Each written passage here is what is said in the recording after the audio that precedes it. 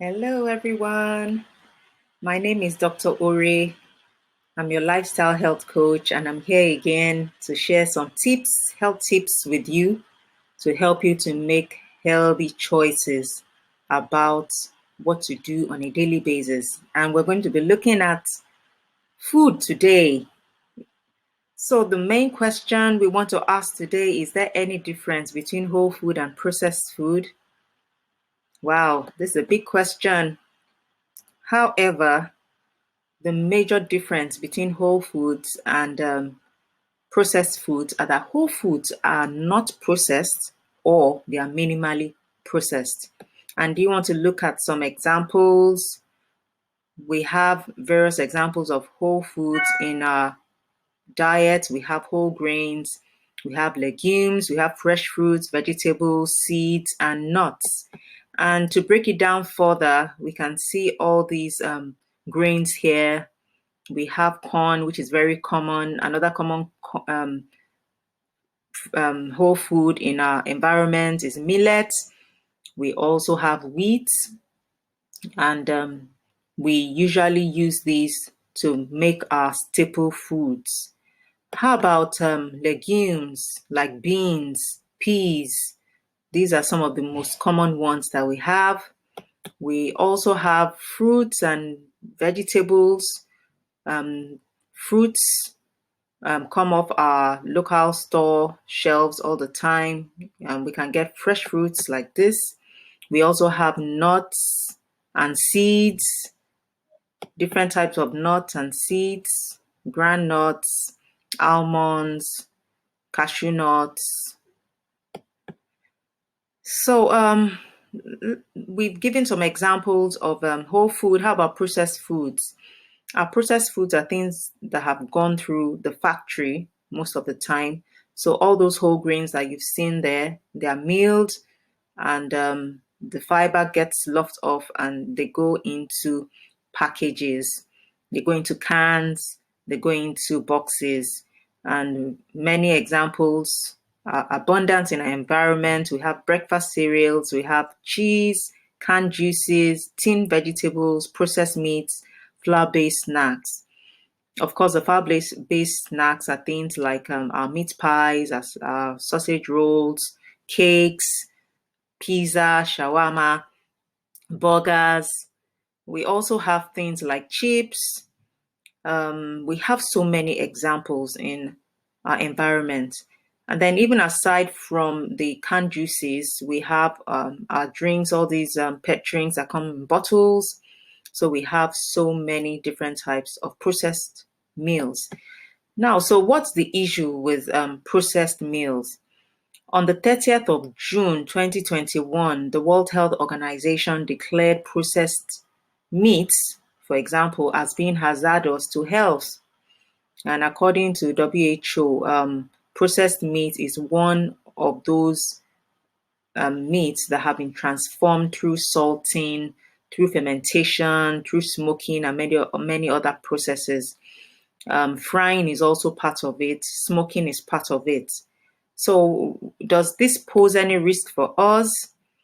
We might think that there's no fun in taking meals that are devoid of these examples. When you talk about ham, you talk about sausages. Even in the environment where I live, we have things like suya, we have things like kilishi. All those things are processed meat. So even though there is no fun in having food that doesn't seem to be tasty, it's important for us to realize that there is no fun in being sick either, is there? I also want us to know that processed meat has been given a group 1 classification when it comes to carcinogens that can affect humans. And that group 1 classification is the same group in which we have tobacco smoking and asbestos, exposure to asbestos. Those things can cause lung cancer. So you can imagine processed meat being in the same category.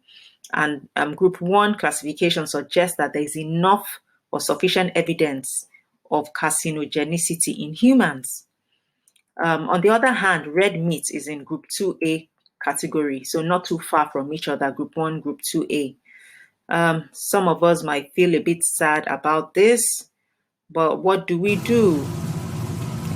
We need to know why processed foods are dangerous to our health. First of all, they contain a high level of salt, sugar, fat, and all these make our food flavor and the taste more appealing. This also extends shelf life, but it's important to note that this can also predispose to several other problems such as overweight, obesity. It can predispose to heart disease, hypertension, diabetes. And so, what's the way out? If we can't take those tasty meals like we want to, um, what do we do? The suggestions are to try cooking at home because many times when we eat out, we eat food that is more or less processed and they have quite a number of things added to them, like salt, sugar, and oil, in order to improve the taste and attract more buyers. And those are the things that can give us a higher risk of developing those illnesses I just highlighted. Even at home, we need to minimize the use of salt. It's better that we use natural things, natural spices. You want to try turmeric, you want to try cinnamon, you want to try ginger, so that you can minimize the use of salt and oil. It's important that we prefer boiling or broiling to frying and smoking because that also increases the carcinogenic risk of our food. You can check your food labels. Um, just pick the bottle of drink that you want to take, pick the package of cereal that you want to take, and look at what the food labels are like. We'll be talking more about food labels in another video. And you can also try planting your fruits and vegetables. If you pick them from your garden, then you are less likely to worry about what process they went through. Or if you have a food store or vegetable store or fruit store where you are sure of what you are getting, then it will make you to reduce your intake of processed or canned fruits and vegetables. So I would encourage you to make a healthy choice today and every day. So thank you so much for watching. Don't forget to subscribe. Take care.